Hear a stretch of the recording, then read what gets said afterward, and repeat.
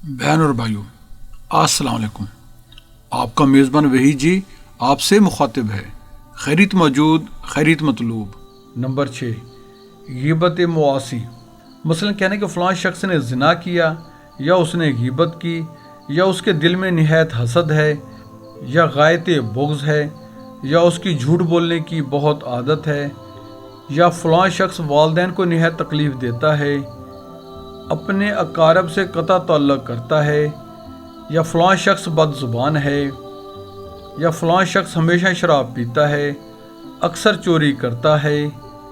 حقائق: شیخ سعدی رحمۃ اللہ علیہ نے ایک مرتبہ اپنے استاد سے عرض کیا کہ فلاں ہم عمر مجھ سے حسد رکھتا ہے۔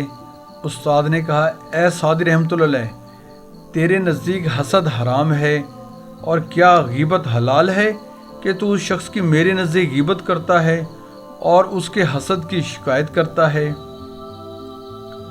دقیقہ: اہل سنت کے نزدیک سوائے انبیاء علیہ السلام کے کوئی معصوم نہیں ہے۔ ہر شخص کے ساتھ کوئی نہ کوئی عیب لگا ہوا ہے۔ اگر ایک میں حسد ہے تو دوسرے میں بغض ہے، کوئی غیبت کرتا ہے تو دوسرا جھوٹ بولتا ہے، کوئی اگر چوری کرتا ہے تو دوسرا فساد کرتا ہے، اگر کسی میں زنا کی عادت ہے تو کسی کی طبیعت میں شرارت ہے۔ بہرحال کوئی شخص عیوب سے پاک نہیں ہے، لہذا کسی کی غیبت کرنا خواہ کسی بھی عیب میں ہو بے جا ہے، کیونکہ غیبت کرنے والا خود کب جملہ عیوب سے مبرہ ہے۔ لہذا اسے چاہیے کہ جب کسی شخص کو کسی گناہ میں مبتلا دیکھے تو خدا سے اس کی ہدایت کی دعا مانگے اور اپنے لیے توفیق کی تمنا کرے کہ اللہ تعالیٰ مجھے اس گناہ کی مطلق توفیق نہ دے، نہ یہ کہ اس شخص کو اس کے گناہ کے سبب ذلیل کرے اور اس پر اس فعل کی وجہ سے ہنسے، کیونکہ شاید وہ شخص تائب ہو گیا ہو یا توبہ کا پکا ارادہ رکھتا ہو، بلکہ اس بات پر شکر کرے کہ خود اس گناہ سے بچا رہا، اور جب کسی کے عیب کا خیال آئے تو فی الفور اپنے گناہوں کا خیال کرے تاکہ اس کی بدی سے بچا رہے۔ اثر: حضرت عمر رضی اللہ تعالیٰ عنہ فرماتے ہیں کہ مسلمان کی گمراہی کے لیے 3 صفتیں کافی ہیں۔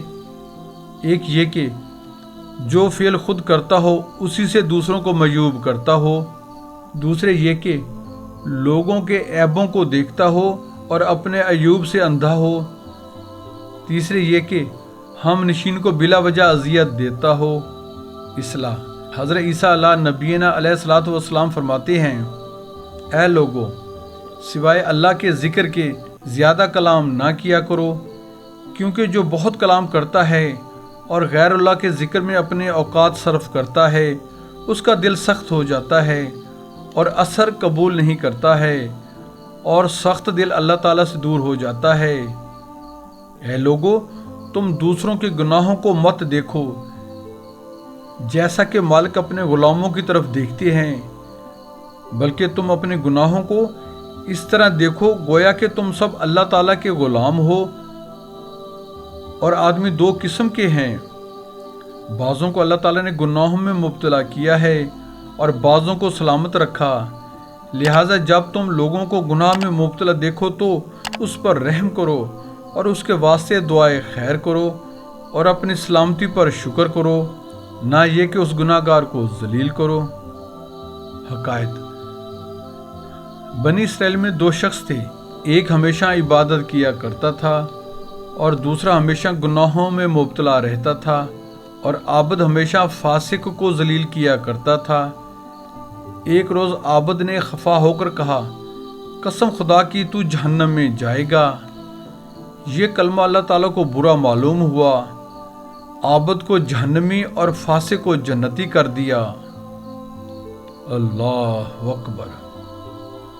حقائق: جب حضرت آدم علیہ السلام نے جنت میں خطا کی، یعنی جس درخت کے پھل سے اللہ تعالیٰ نے منع کیا تھا وہ کھا لیا، تو بسبب معیشت کے ان کا بدن سیاہ ہو گیا اور زمین پر اتارے گئے۔